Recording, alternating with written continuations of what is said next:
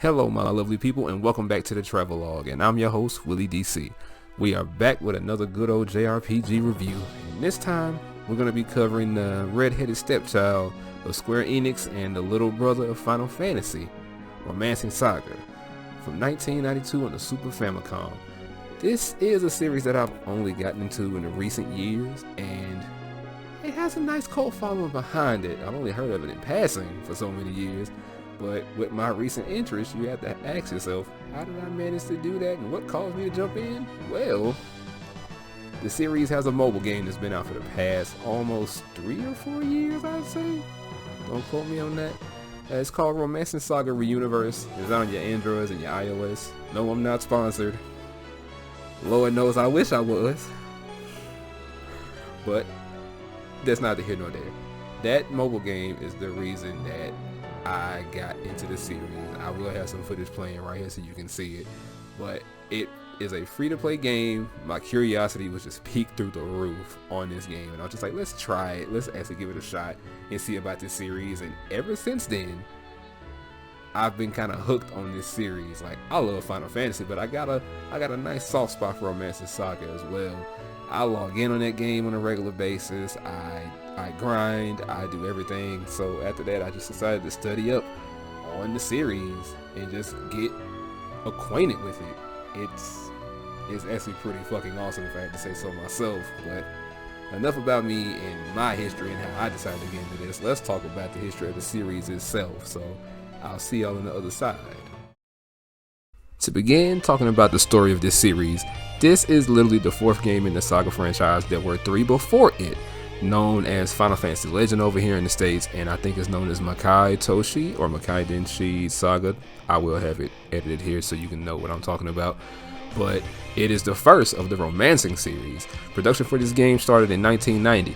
I wasn't even a blip on the radar at the time, and Nintendo wanted a new Saga game to be ready for the Super Famicom thanks to the first 2 Saga games having done so well in the Game Boy. The creator of this series, Akitoshi Kawazu, had no problem wanting to do this as it gave him a chance to expand upon his previous ideas. At the same time, there was demand for a 3rd GB Saga game, which another team had to take the reins on while he led his team on the Super Famicom project. Now, if you're wondering where the romancing part comes from, it stems from the movie Romancing the Stone.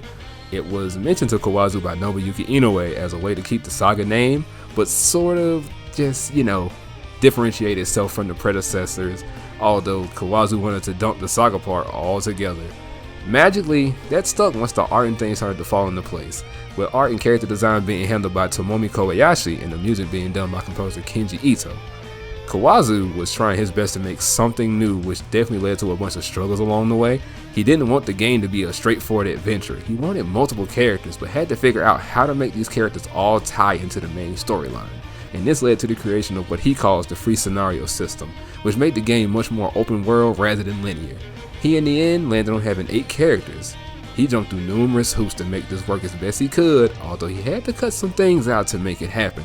And I must say that he came up with quite the JRPG despite the fact that this game stayed over in Japan. Yep, you heard me right. This game stayed in Japan when it was released in 1992. The States never got a hold of the Romancing Saga series till about late 2005 in the form of Romancing Saga Minstrel Song, but known as just Romancing Saga in the States since it's our first ever entry to the series. Yes, I know that we just got the remaster of Romancing Saga Minstrel Song on the 1st of December in 2022 by the time this video even gets out, and I do want to give that game a spin soon, but for now let's talk about those humble beginnings on the Super Famicom. Shoutouts to DDS translations, as this was the way I had to play the game in English. My Japanese is so out of whack that playing it officially would be out of the question. So I will talk about the story and the characters. There are a few spoilers ahead, but with the way this game is layered, I feel I could miss a few things. Plus, with there being 8 characters, I only fully played through 1. My experience will be based around that character's arc, plus the time I spent trying this once as another character before I actually ever finished this game. Our story begins just like all good JRPGs do, with a handful of gods, and these gods are in consistent war with each other. Our gods in this case are Nisa, Marda, and Saiva. In their numerous wars with each other, they continuously come to stalemates, which makes you think that in godhood, there would be no more fights to be had, but no. Saiva had an idea. She decided that she wanted to make a god. And yes, these gods here can make other gods. She made one from her finger named Allure to help her turn the tides of the battle against Marta, but instead her help ended up becoming her worst enemy. I couldn't imagine it. I really just couldn't. And it led to her defeat. Allure took Marta's side, and you'd think that with the defeat, these wars would end. No, SaGa's body ends up breaking down into 3 different new and evil gods. From her hair came Shirak, from her bones came death, and from the black heart that she had came Sarwin. Marta over time makes the land of Martius, while the 3 offspring of SaGa's defeat have been battling out with Allure, aside from also tearing apart Martius as well. Sarwin being the victor makes his worst, as he is the most devious of the 3. Death being relocated to the Netherrealm as the guardian of the dead, and Shirak, well, I kinda can't tell you exactly what it is she's doing because of, game not being complete. Allure could not idly stand by for some reason, but he also couldn't take them on by himself. So he tasked a warrior named Mirza with defeating Sarwin in battle. Mirza manages to take him down and seal him away with the 10 Fate Stones, but the battle was so taxing on his body that he dies after the fact. Allure brings him back to life, which in turn makes him a god, and also puts an end to all of the war and destruction that has taken place between the gods. The land of Martius now returns to normal, but the Fate Stones' hold on Sarwin over time begins to break down and scatter all across the land, leaving forms of evil to take their time in trying to break Sarwin out of his prison. Now we have 8 unlikely heroes who are just managing to live their lives normally and play their face out, until they get swept up in a whirlwind tour of Martius, leading to them facing off with Sarwin in the end. And now to introduce you to those 8 unlikely heroes that will be setting off to go fight Sarwin. First off, we have Albert, the son of Lord Rudolph and Lady Mariah of Isthmus Keep. He wants to be a knight to prove his worth to his family and to lead the frontier guard. Sif, a Valhallan warrior that has been tasked by her village's chief to check on why the temperatures are starting to rise and the monster influx is happening near their villages. Barbara is a friendly traveling dancer in a troupe that's going all across the new road making money for themselves. Aisha, a girl from the tribe known as the Terralians that live in the steppe of Galessa. She wants to experience what life is like outside of her village, although her grandfather is not fond of the idea. Jamil, a young thief from the town of Estimate who steals from city people and shares the wealth with his friends Farah and Dowd. Gray, an adventuring swordsman that is on the hunt for treasure alongside the Templar Galahad and the aspiring sorceress Miriam. Claudia, she is an orphan with a secret past raised by the Witch of Mazewood Forest, Yule. She's the only other human that Claudia has ever known, but also has made friends with a bear and a wolf in the forest that accompany her to numerous places. And last but not least, Hawk, a well-known pirate from the Coral Sea. He has issues with another pirate known as Butcher, who managed to sell him out to the Befallen Empire. Now Hawk is on a journey to get his revenge on Butcher. Very much a motley crew of characters who managed to cross each other's paths on the way to destroy a god who broke free, huh? Now, as I mentioned earlier before about this game, this is almost, and I repeat, almost like your traditional JRPG, except once you get past the introductions, once you get past the opening sequence and kind of get that first battle into your system to kind of understand exactly what it is you're doing, the game literally just drops you off and tell you, go.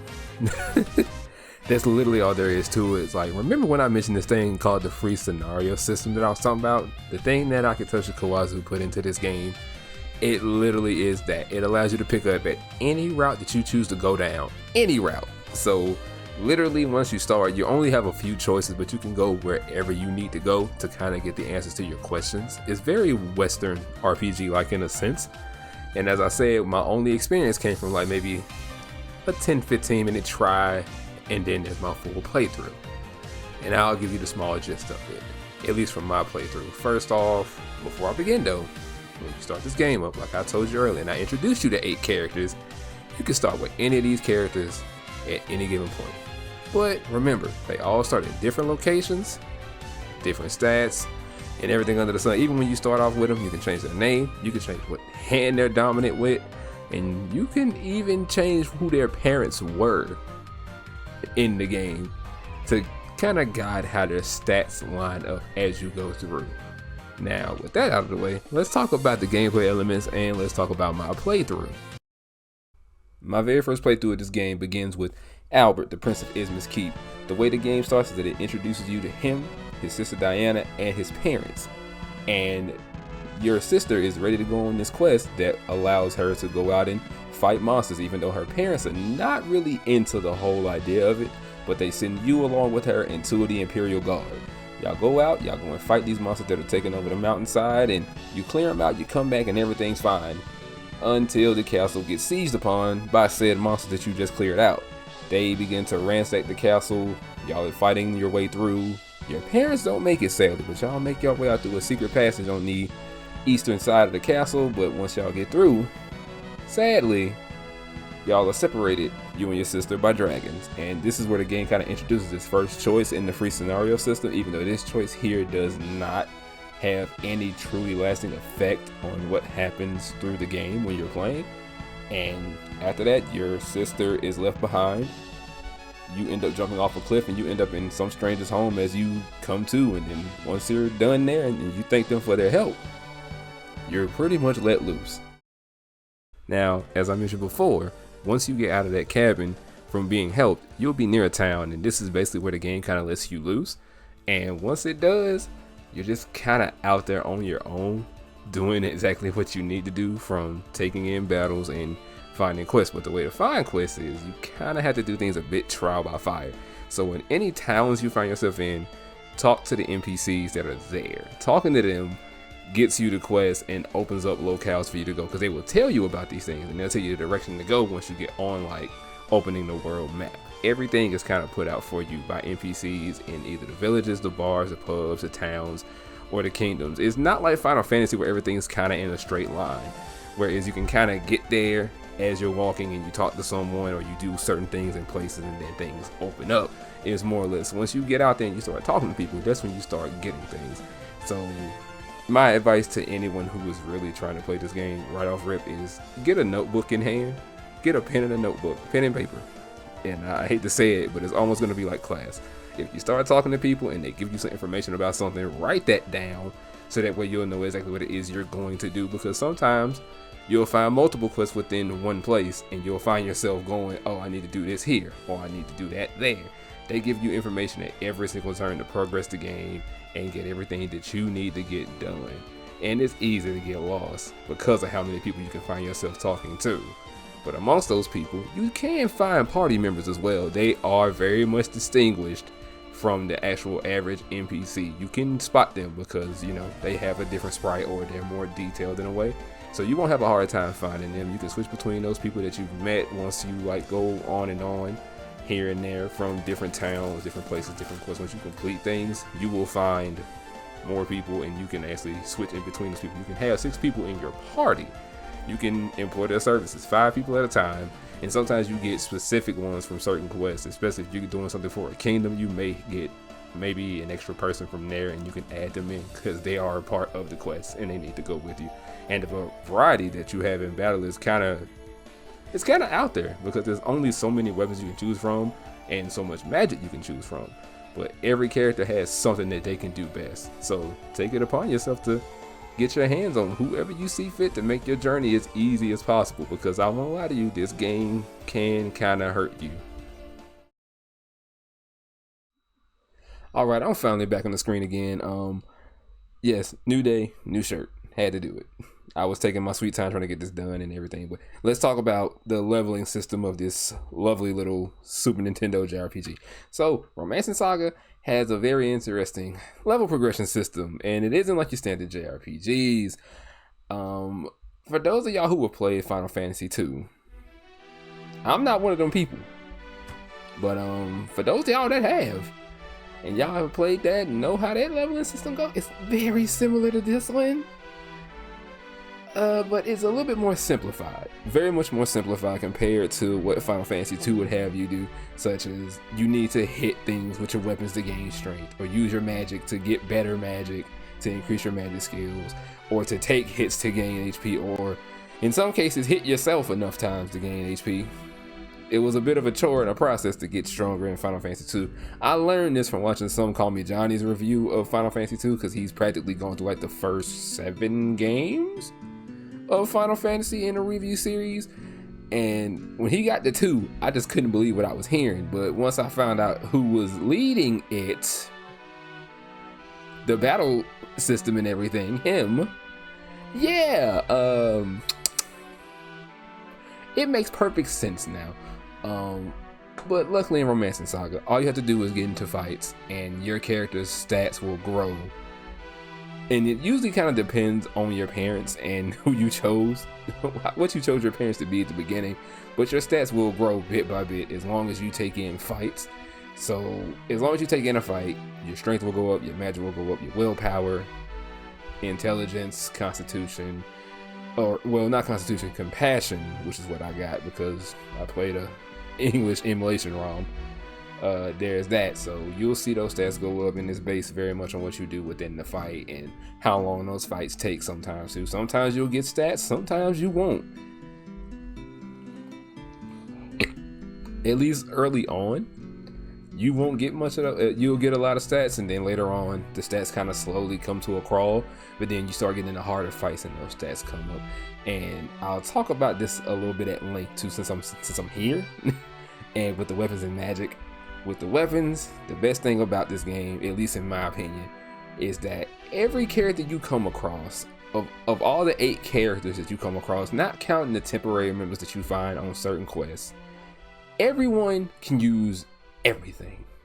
Regardless of their stats, they can use whatever. So you can literally have a mage learn how to use a short sword. You can have, well, in my case, I had Albert. He started off with a regular sword. He can use great swords or spears or clubs. Hell, he can even use a wand if he wants to. Any character can pick up whatever they want and gain the proficiency to use those. And as long as you're fighting with said weapon, you will gain skills along the way. And everyone has at least maybe 4 or 5 skills attached to each weapon, and each category of weapon has a newer version of each one that gives you a different set of skills. So every sword isn't necessarily the same. Maybe the first 2 skills are the same, but the bottom 2 aren't. They're usually something different that you can use. And the more you use them and the better you get at using those weapons, you'll get more uses out of them over time too, the more you level up. So that's a really good thing. Now the magic is a completely different monster, if I had to say so myself. Okay, there's these elements. These are the elements of magic in the game. You have fire, water, light, dark, wind, and earth. Those are your elements that you have within the game to use.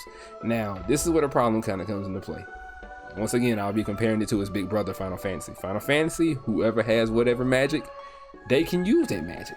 If they want to have wind and lightning and fire and all these different types, even holy or dark magic, you can use it. No harm, no foul, right? Well, in Romance and Saga, that's a little different. With fire and water, you can't teach those 2 things to the same person. You can't teach opposing elements to the same person. With wind and earth, can't do it. With light and dark, you can't do it. So you have to kind of teach them one, and if you do attempt to teach them the other one, they have to lose the current element that they're using, which means if you teach if someone knows fire magic, can't teach them water. If someone has earth magic, you can't teach them wind. If someone has light magic, like in the case of Albert, who has it from the start, you can't teach him dark magic. But if you do want to teach them that, you just have to be aware of the fact that you will lose that magic, the previous magic you used. That'll be out of the question. Oh, and another thing about the weapons, because I remembered this randomly. So, like I said, you can teach anyone a weapon. They can learn those skills. Everything will be perfectly fine between those characters. But this is where the problem comes into play with this game, and I kind of had to knock it down a point for that. If you're, say for instance, you're starting a game out and you pick Albert, like I said, he can use regular swords.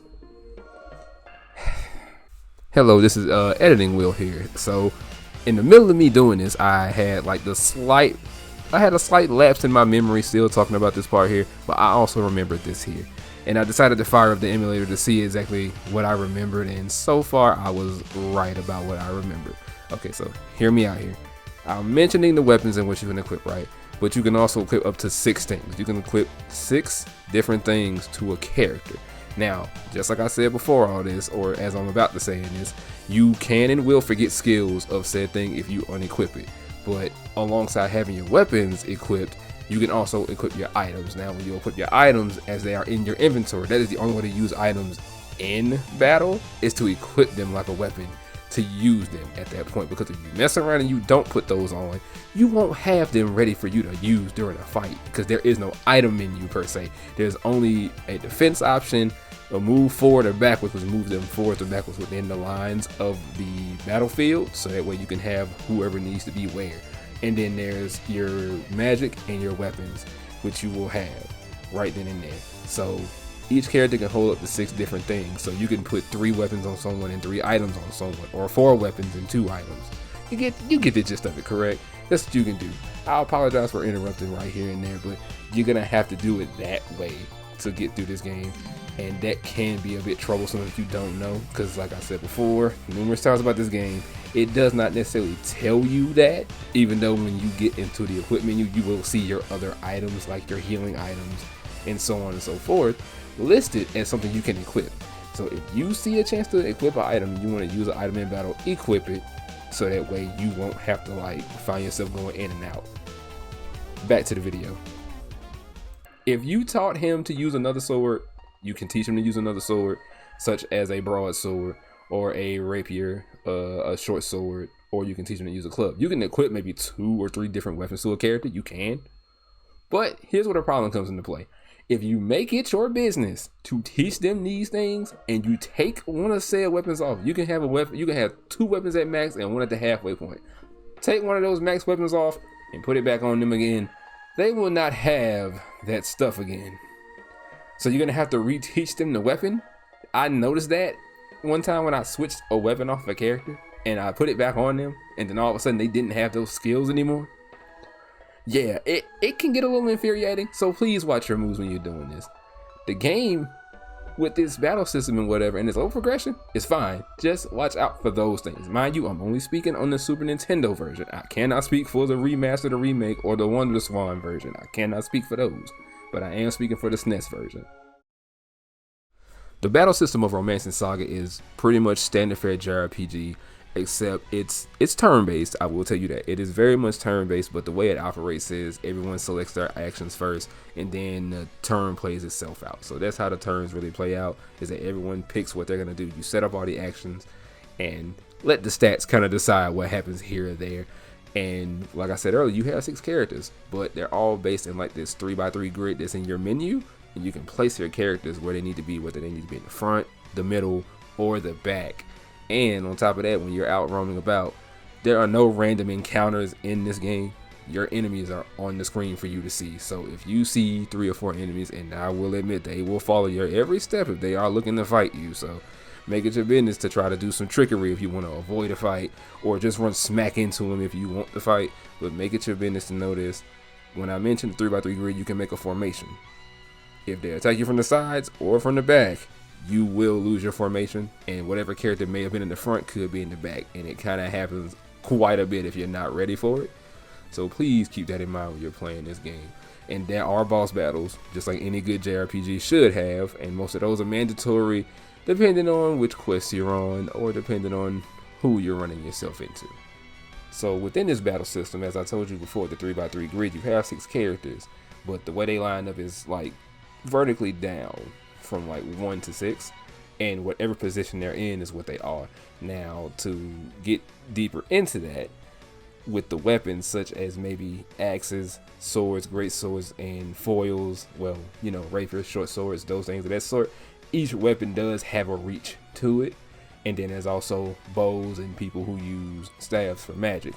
With the short ranges, which is swords, great swords, axes, and rapiers and maces, you have to be front and center. You have to be in the front line to even get it to hit, because if you're anywhere like a linebacker in the further back, you won't be able to hit. If you're using a spear, on the other hand, you can be back 1. You can be back 1 line, you can be in the middle line and still get a hit in, simply because you have the reach. And the bow, you can be at any given point and use it.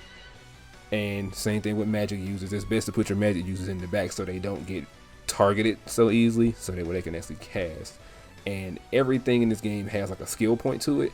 So if you're used to like the whole skill usage thing from the first couple of Final Fantasy games, or any other game where not necessarily what you have is MP, but it's more or less just usages of it, you're gonna have to get used to that, because your basic first move skill that you get in this game is gonna have the most, but your most advanced skills are gonna have like the least amount to use, and they take like one. They take one. Certain skills may have more range on them, so that way you can use them a certain way or use them differently compared to any other skill that you gain within this game. And magic can be used anywhere. Bow skills can be used anywhere. Anything that helps you out in the long run. That's how this game works. And anytime you get a character and they get knocked out, they get sent to the back line. So you have to revive them in game with a healing item, because there are necessarily no revive spells per se in this game, or revive items. Just literally use like a cure of some sort, like a cure spell or a balm that this game has. BALM, it has that. Those are the usual items you can use in this game to bring people back to life, because there's really no point in it. But you can get a game over if everyone dies, including your main character. Thank God that this game didn't have the convention of main character dies, game over, because that would have sucked horrendously if this game had that. And speaking more on battles, and even a little bit more on the questing part of this, the battles. Okay, so when I say that time passes in this game via the amount of battles that you've had throughout the game. That's something that the game itself, once again, does not tell you. That's something I had to learn myself. So here's how it kind of operates. The game does have an internal counter for your battles, and the internal counter goes up to 9,999. It goes that high, and you can get that many battles in, no doubt about it. But here is where you need to watch yourself. Within these battles, each battle you take, whether you choose to fight it or run from it, it will count towards that counter. And in game, as you make so many battles happen, you can have a tendency to miss quests and anything that you need to do in particular regarding like items, a certain character, a quest, or this or that. You can miss that if you fight too much. If you take it upon yourself to grind too much, you will miss something. If you take it upon yourself to avoid fights, there is a chance you're going to allow these enemies to get stronger while you choose not to fight. So it's kind of a double-edged sword in its own way. You can take numerous fights, or you can take none, or you can kind of balance it out to be like, okay, I can take this one, I can take that one, I won't take this one. Like I said, the enemies are on the screen, so you'll get a good gist of what you may find yourself fighting. But there are also times where you will see an enemy on the screen that you just know for a fact you shouldn't fight, looking at you, the damn Triceratops. If you see that, do not fight it, especially in the early goings if you mess around and find one. But just to make this clear, take as many fights as you can, but also understand that sometimes you don't need to fight, because I guarantee you this game and its quests are dictated by how much time you spend fighting, and it's also dictating how hard the game gets the further along you go, depending on what fights you do take and how many fights you decide to not take or run from. So it doesn't necessarily pay to be a coward in this game, even though you probably can get into this game and get in and out and be done, depending on how fast you get things done. And there is something I want to mention about a good old-fashioned morality system that this game has. I did not know it had this until I studied up on it after I finished the game, and it involves the choices you make. I've mentioned the choices, and I have to tell you this: those things, you won't really know what they do until you end up doing them yourself. So I'll go ahead and give you an example of one featuring a character from Gray's story, Galahad. You end up meeting him in a town where there's this weapon called the Ice Sword. Self-explanatory. You want this sword, you can't get it. It's too expensive at the moment when you try to get it. But after you work through some bit of the game and come back, he's in town and he's ecstatic. He has the sword. He's happy to have it, and there is a way to get him on your team. I don't think you can do it in Albert's story. You probably can, but I know for a fact you can do it in Gray's story, I'm sure. But you can get him and you'll have some access to the sword. But when you're doing it with anyone else, you have a choice in the matter. You can try to get him to join you. More than likely he won't. Or, well, you can kill him and get the sword. And when you do those things, that gives you either good favor or bad favor. And when you get the good favor, good things will come to you. You do the bad favor thing, that's going to affect you in getting to the ending. So There is a character in this game known as the Minstrel. You will meet him in numerous pubs or random spots where he'll just be out. He's just this guy dressed up and he has a guitar with him. And he just plays music and stuff for you when you're in certain spots. But little did you know that the Minstrel is actually the god of this earth. He is a lord. He's been around all this time, watching your every move and kind of guiding you along the way. In a sense, if I had to say so myself, he's the morality check. He is the full-on morality check of this game. If you do enough good, he will tell you where to go for the final quest, which will lead you to a bunch of cool new weapons for your characters and everything under the sun. It makes your characters very strong walking into the last battle. But if you do enough wrong, he's going to reprimand you. And when he does that, he's not going to tell you where to go for those cool final weapons. He's going to send you straight to the underworld. And when he sends you on a quest there, you have to find Death himself to get the whereabouts of the final boss, Saruman. And that becomes a huge ordeal in and of itself when you have to do that. Yeah, it's not a fun time when you end up having to deal with that. So like I said, if you do the right thing, Allura will lead you to the way. If you do the wrong thing, he's going to tell you to fuck off for for lack of better words. So, you know, do the right thing and the game will come down to you being able to go to essentially hell, which is back in the mountainside near Isma's Keep. Near that keep in that mountainside is a portal that you can do, and it basically takes you to like hell, where you have to traverse it and finally meet your way at Saruman. And once you do that, you'll finally get a chance to fight him, defeat him, and just return everything to normal, and your heroes will be free of having to do this whirlwind tour.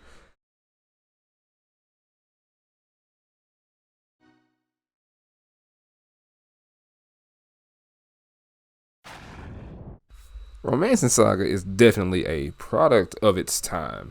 It's a good and ambitious product, although it wasn't fully complete. It has its issues due to the development time and Kawazu having so many big-brained ideas that he just couldn't slide them in. But I do have to admit that it was a very nice departure from what I'm used to in my JRPGs. I love the openness, I love the freedom of it. It allows you to get to where you need to go at your own pace. And it was kind of like a breath of fresh air for me. I put about 50 hours into this game. And would I do it again? Not at this exact moment, because 50 hours times 8 characters is about 400 hours, and that depends on if it takes that long between each character. But I think I kind of have a bit of a rating scale for this now, and right now I'll tell you this: the rating I want to get this game is visited, which means just try it out if you want to give it a chance, or if you want to hop into the series, if you want to really truly get down and see what this series is about. Now, the reason for this rating is this: there's a remake. There's a remaster of the remake. There is also the remake on the PS2, which I have down here near my feet. I'll show you the case. And then there's also, like I said, the remaster of said remake on current systems right now on PlayStation. I think it's on Xbox and it's also on Steam. You have that style of game to go to now, which basically fills in all the blanks that this version did not have put into place. Especially if you just want to get into a 3D style JRPG instead of dealing with the old school 2D style, which is very reminiscent of what Final Fantasy IV, Final Fantasy 1, 2, and 3 are made of on the Super Famicom. Now, this game can be a little punishing depending on who you choose to start with or how you choose to run your battles going through. Like I've said before in this thing, don't start with Gray. If you like dinosaurs, you don't. So please don't do this. And last but not least, as I've also mentioned in this review, this game is available physically if you can read Japanese. If your Japanese skills are good and you want to play this game in Japanese, go for it. If you aren't very Japanese aware or very skilled in Japanese, make it your business to avoid picking this up and just go do the thing on your computer if you know what I'm talking about. Or there's also a chance you could get a English cart on eBay, because I did see a few. Don't know the prices. It's not too hard to find a game if you're really just trying to get yourself into it, but this is a bit of a cult classic in its own little way. So if you're looking to play the series and get started, this is an okay spot to start, but I wouldn't highly recommend it off rip. I just want to say thank you for sitting through and watching this review. Soon I will be back to cover Romancing Saga 2. I intend on doing such a thing because, well, I beat that game last year and I've been looking to review it, so I just need to get everything put together for it, make sure I got my scripts and my items and everything of the sort like that ready to talk to y'all about that game. I think it's a step up in the right direction for the series, but as of now, all I can tell y'all is be ready for that. I want to thank you. You know what I'm saying? Stay safe, stay healthy, have fun, enjoy life, and it's been a good one. I'll see y'all next time. It's your boy Willie DC signing off. Peace. Hey, I just want to thank you for sitting around watching the video. I appreciate you. These reviews are kind of fun to do. I'm kind of enjoying myself doing them. It takes me quite a bit of time to get through them, but I'm hoping to be able to get Romance and Saga 2 done at least by the middle of December or maybe even early December. I'm going to try to start getting the script written right this instant as I'm talking to y'all. So yeah, I hope to see y'all in the next video. Leave a like, comment, subscribe, and I'll be there. Drop me a video game if you want me to see that. Tell me what you're thinking. Give me a little criticism here. I want to try to make sure I get this format down as best I can, alright? I thank y'all, okay? Be safe out there. Love you.